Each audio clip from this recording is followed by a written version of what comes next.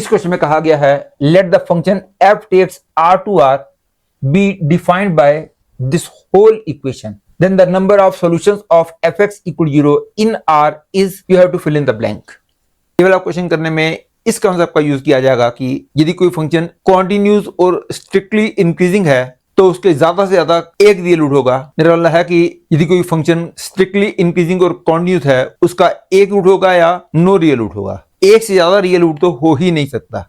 Similarly यदि कोई function continuous और स्ट्रिक्टली डिक्रीजिंग है तो ऐसी इक्वेशन का भी ज्यादा से ज्यादा एक रियल रूट होगा। मेरा वाला है कि या तो एक रियल रूट होगा या फिर एक भी नहीं होगा। ज्योमेट्रिकली मेरा वाला है यदि किसी फंक्शन का ग्राफ स्ट्रिक्टली इंक्रीजिंग है और कॉन्टिन्यूस भी है तो ऐसा ग्राफ एक्स एक्स को ज्यादा से ज्यादा एक बार कट करेगा, क्योंकि दूसरा रियल रूट तभी आएगा ना जब ग्राफ नीचे आएगा। यदि मैं बोल चुका हूं कि फंक्शन स्ट्रिक्टली इंक्रीजिंग है तो ऑब्वियसली ऐसे फंक्शन का ग्राफ एक्स एक्स को ज्यादा से ज्यादा एक बार कट करेगा, इसलिए ऐसे फंक्शन का ज्यादा से ज्यादा एक रियल रूट होगा। हो सकता है कई बच्चे सोच रहे होंगे कि एक तो जरूर होगा, लेकिन ऐसा भी हो सकता है कि एक भी रियल रूट ना हो। फॉर एग्जाम्पल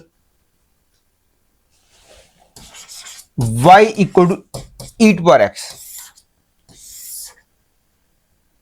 इसका ग्राफ स्ट्रिक्टली इंक्रीजिंग है लेकिन ये ग्राफ एक्स एक्स को एक बार भी कट नहीं करता। तो स्ट्रिक्टली इंक्रीजिंग का मतलब हुआ कि या तो एक बार कट करेगा या फिर एक बार भी कट नहीं करेगा। सिमिलरली अबाउट डिक्रीजिंग, लेकिन इन सब बातों के लिए मैंने सपोज किया है कि फंक्शन कॉन्टिन्यूस है। For example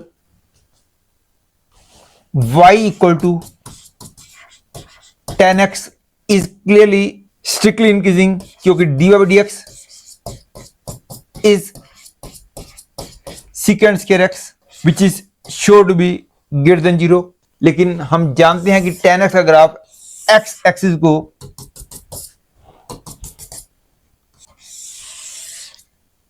infinite number of times cut करता है।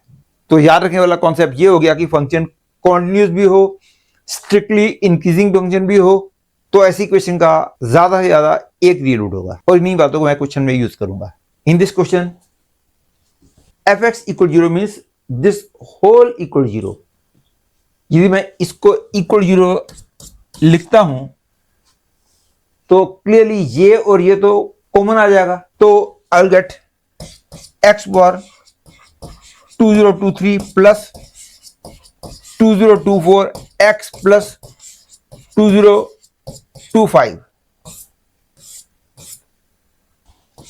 Upon x square minus x plus 3, और इस ब्रैकेट में आ जाएगा sine x plus 2 upon e power pi x equal 0।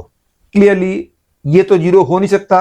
ई power pi x right side में चला जाएगा, वो भी 0 बन गया, और ये भी 0 नहीं हो सकता। इसलिए मैं कह सकता हूं कि ये पूरा फंक्शन कॉन्टिन्यूस भी है फॉर ऑल एक्स। तो this equal 0 means I have got x बार 2023 प्लस 2024 x प्लस 2025 इक्वल 0। यदि मैं लेफ्ट हैंड साइड को y मान लेता हूं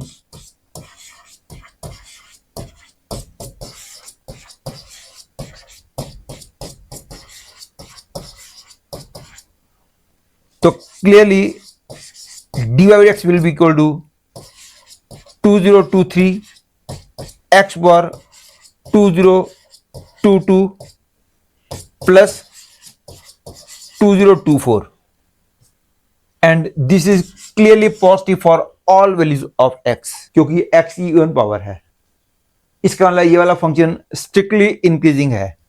लेकिन स्ट्रिक्टली इंक्रीजिंग के लिए मैंने अभी भी बोला था या तो एक भी रियल रूट नहीं होगा या फिर एक होगा, लेकिन एक से ज्यादा नहीं होगा। लेकिन मैं कह सकता हूं कि इसका एक रियल रूट जरूर होगा, क्योंकि इसका ग्राफ एक्स एक्स से नीचे से आ रहा है और ऊपर जा रहा है। फॉर एग्जाम्पल यदि मैं x की वैल्यू -2 ले लूं तो clearly it will be A negative number, और x की वैल्यू 2 ले लूं तो ये पॉजिटिव होगा। मतलब कि इसका ग्राफ एक्स एक्स से नीचे से आ रहा है और ऊपर जा रहा है, तो इसका मतलब हो गया कि एक रियल रूट होगा, और एक से ज्यादा नहीं हो सकता क्योंकि फंक्शन स्ट्रिक्टली इंक्रीजिंग था। Hence I can say this equation has exactly one real root. That is I can say fx equal 0 has exactly one real root. और यदि एग्जामिनर ने यह भी पूछा होता कि वो वाला रियल रूट पॉजिटिव होगा या नेगेटिव होगा, ये बताना भी बिल्कुल आसान है, क्योंकि ये क्लियर दिखाई दे रहा है कि इसका ग्राफ y एक्सिस को 0,2025 पे कट करेगा, क्योंकि x को 0 पुट करने पर y की वैल्यू 2025 आ रही है। तो 0,2025 से ग्राफ होके जा रहा है और नीचे से ऊपर जा रहा है, तो इसका मतलब हो गया कि x एक्सिस को लेफ्ट साइड में ही कट करेगा। तो इसका मतलब हो गया कि यहां का x कोऑर्डिनेट नेगेटिव होगा और जहां पे x एक्सिस को ग्राफ कट किया करता है उस पॉइंट का x कोऑर्डिनेट ही रूट कहा जाता है। तो इसका मतलब होगा इसका एक रियल रूट जो है वो नेगेटिव है। Hence the final conclusion is number of solutions of fx equal 0 in R is 1।